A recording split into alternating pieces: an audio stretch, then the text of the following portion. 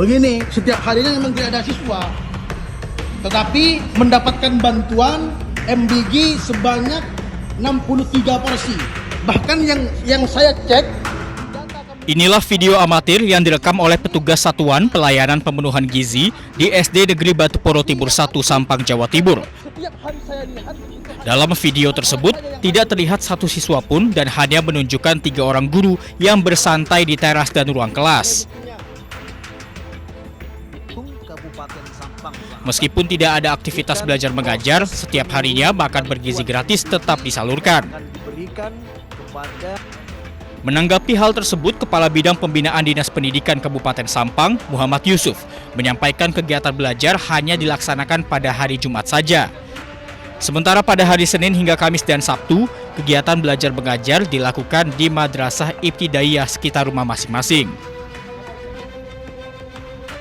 Kalau fakta di lapangan saya tidak sempat menghitung karena tidak ada siswanya.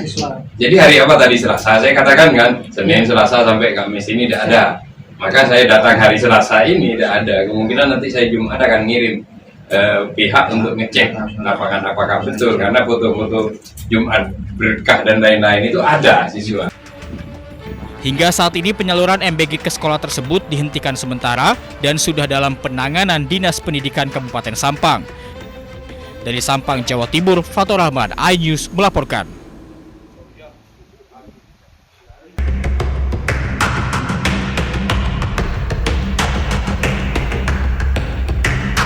Selama hampir 5 jam, 8 orang tim penyidik KPK Rabu malam menggeledah rumah Maidi, Wali Kota Madiun di Jalan Merpati. Dari dalam rumah pribadi Maidi, penyidik KPK membawa sebuah koper dan beberapa dokumen.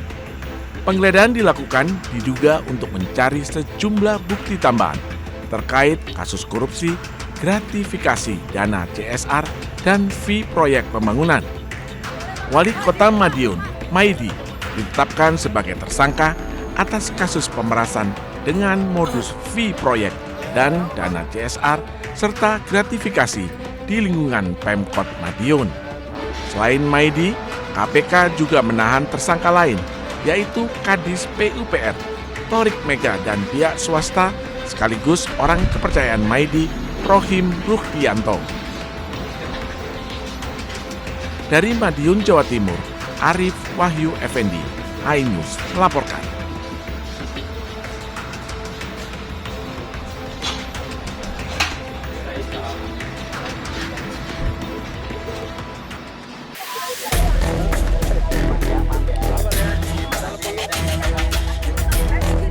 Tersangka tudingan ijazah palsu Jokowi, Roy Suryo, berencana untuk menggugat penghentian proses hukum atau SP3 terhadap Egy Sujana dan Damai Hari Lubis. Roy menyebut ada cacat prosedur dalam pemberlakuan restoratif justice hingga penerbitan SP3. Baca pertimbangannya, A, B, C, D, E, F, G, H, I, J, K. Itu adalah laporan dari Jokowi, laporan dari Lejumanan, laporan dari Ade Kurniawan, laporan dari Kamis Samuel Sreken, penetapan tersangka, SPDP, L-nya tiba-tiba loncat SP3. Ini nggak bisa, harusnya ada RJ-nya kapan, surat permohonan RJ-nya kapan, tiba-tiba ini meloncat begitu saja. Jadi ini sebenarnya cacat. Nah, ada keinginan, ini lagi dibicarakan, apakah kita mempertanyakan SP3 itu. Tapi ya, apapun itu yang akan dilakukan, saya terutama atau kami ikut dengan keputusan tim hukum. Jadi kalau tim hukum mau gugat SP3 silakan. Sebelumnya, Polda Metro Jaya menerbitkan surat perintah penghentian penyidikan kasus dugaan fitnah ijazah palsu Joko Widodo. SP3 itu diterbitkan untuk tersangka Egy Sujana dan Damai Hari Lubis usai mengajukan permohonan restoratif justice. Kabid Humas Polda Metro Jaya menganggap penerbitan SP3 terhadap Egy dan Damai Lubis adalah bentuk akomodasi pada permohonan restoratif justice yang diajukan Egy dan Damai Hari Lubis. Tim Liputan iNews melaporkan.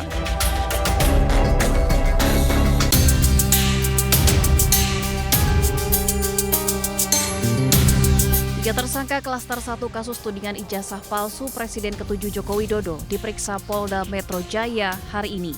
Mereka adalah Rustam Effendi, Kurniatri Royani, dan Rizal Fadilah. Kuasa hukum Ahmad Hosinuddin menilai pemeriksaan klaster pertama penyidik tak gunakan KUHP dan KUHAP baru.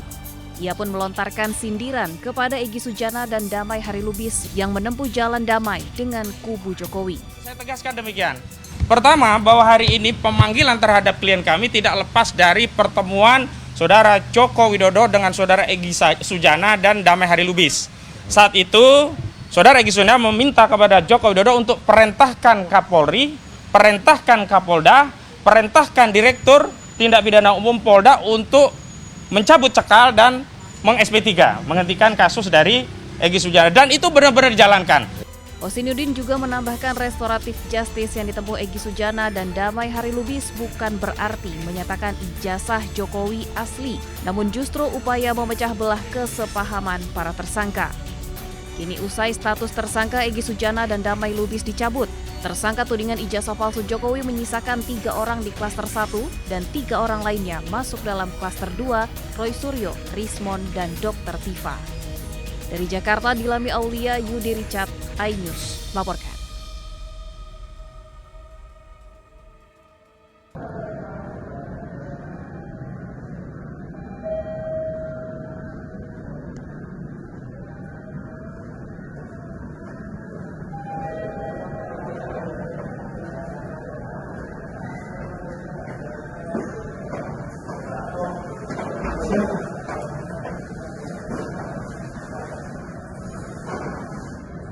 Jatuh di mana?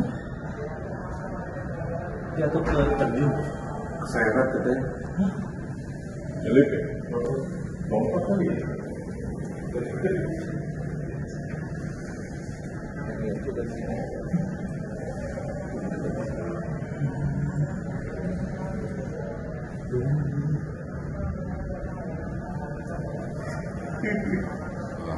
Pas dievakuasi aja.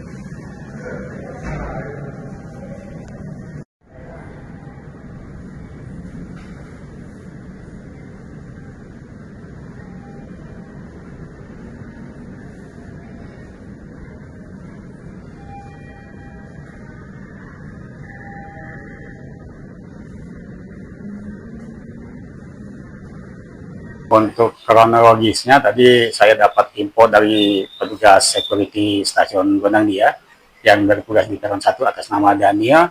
Ada penumpang loncat dari peron, kejadian jam 17.50. Kebetulan pas loncat kereta masuk. Jenis kelaminnya apa? Untuk jenis kelaminnya perempuan. Identitasnya tadi atas nama Aisyah. Warga? Ininya dia Jakarta Pak, Pancoran.